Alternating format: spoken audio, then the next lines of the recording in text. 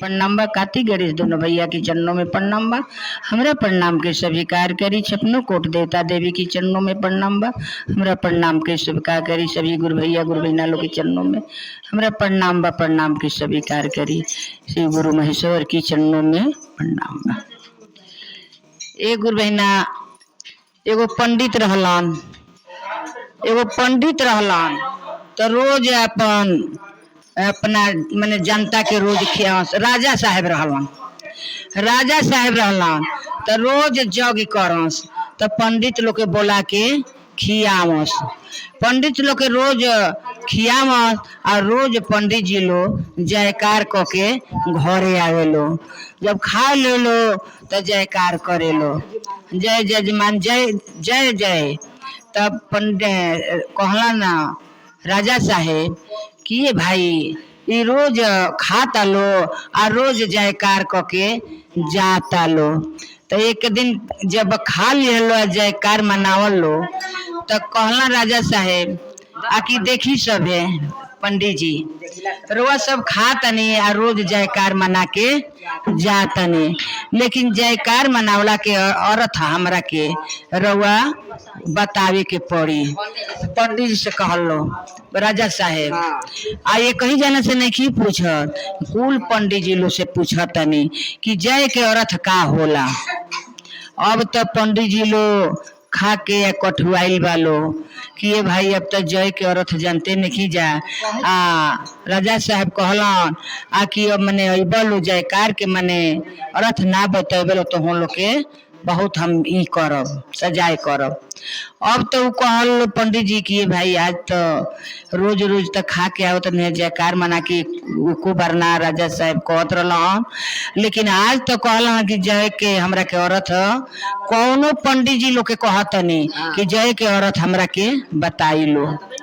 अब तो घरे गोइलो तो अब घरे गोइलो तो सब पंडित जी अपना अपना घरे सोचता लो का हमनी के जय के औरत बताई जा का होला जानकार है नहीं जा आ रोज खात नहीं तो रोज जय मना के आवत रहनी है जा।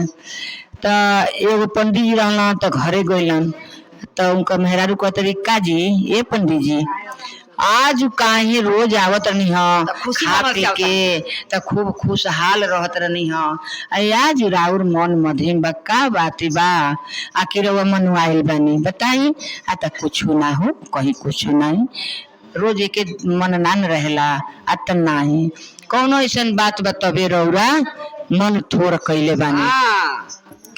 अब कहलन पंडित जी कि का हम बताई हमनी का तो रोज राजा साहेब जग करत रहन तो रोज बोलावत रहन रोज खाए जात रहनी है जा और उनका जग के जयकार मना के आवत रहनी है जा। लेकिन आज तो कहलन पंडित जी राजा साहेब कि ये पंडित जी ये कभी पंडित जी से नहीं कहत जितना पंडित आइल बनो सबका से कहतनी आ सब जयकार मना के जाता। ये जय के औरत आज तो हम छोड़ देतनी लेकिन काल जय के औरत हमरा के बतावे के पड़ी ना बतेबो तो हम लोग के हम बहुत सजाई करब। तो पंडिताइन कहली कि ये बात बा आ तो हाँ हम यही अफसोस में पड़ल बानी कि कौन चीज के हम कौन जवाब दे सब जाई तो काज ने बताई कि ना बताई यही औरत के।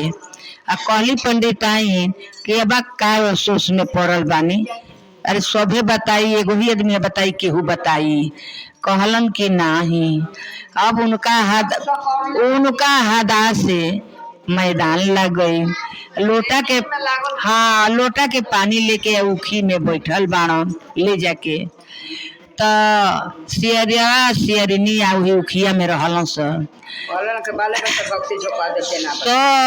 वही में बैठल बा।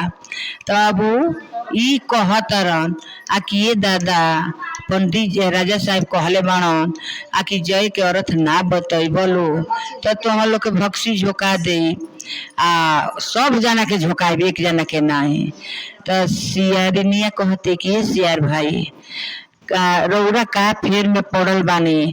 काल इत राजा साहिब के न जाई लो पंडित जी लो आ जय के अर्थ ना बताई लो तो वो लोग के भक्सी झोंकवा दिया तो हमनी के तो खूब मने खाए के मिली कई दिन चली।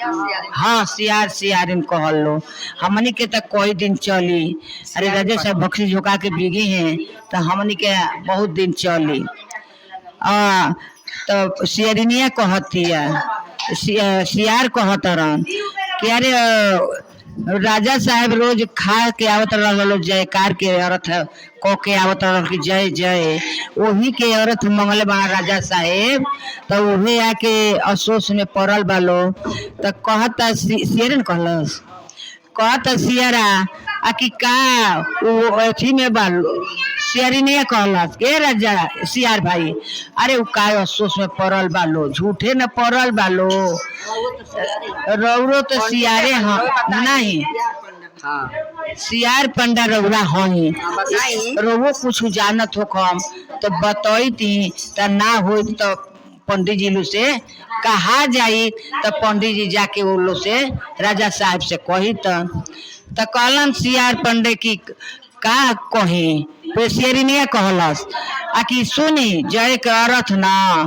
के बताई जानत तनी के बताई आ वही में राजा साहेब पंडित जी उखिया में बैठल लोटवा लेके आ सारा बतिया सुनत रहलन। तो अब कहलानी पंडित शेरनिया कहला जय के अर्थ तो जानी की कालिए के धोबिन के एगो पतो ही आयल बिया नया पतो ही आयल बिया जय के अर्थ तो उहे बता दी बहुत जानकार उतरल बिया। तो अब तो वो अब राजा पंडित जी सुन ली हलन। अब तो उनका दिल में तो सलह भइल आ कि ओहो अब तो कुछ हमके ज्ञान मिलल अब हम जाई राजा साहब की हैं तो राजा साहब कहे हैं तो हम बता दे। अब तो सब पंडित जी गोइल लो जा जब सब पंडित जी गोइल लो तो कहला राजा साहेब आ कि पंडित जी ए पंडित जी लो जय के अर्थ बतावा लो के बताई जल्दी बताओ ना तो फांसी पर झुलाओ के बेरा ना तो ये बेरा सबकर हम सजाई करम। तो कह अब तो विपतिया राजा साहब सुन ले पंडित जी उखिया में तो केहू ना गोइल वो हाथ उठौलन कि हम बताई गोइल ना राजा साहब की हैं तो कहलन कि बतावा पंडित जी से बतावा जय करत का भइल। तो ए पंडित जी ए राजा साहेब जय करत हम ना बताई एगो धोबिन के पतो कालिए के गौना करा के आयल बिया वो इतना वैज्ञानिक बिया आ कि कुल चीज जानतिया आ उहे बताई रउआ चल जाई ओइजा। तब तो राजा साहेब खुश भइलन।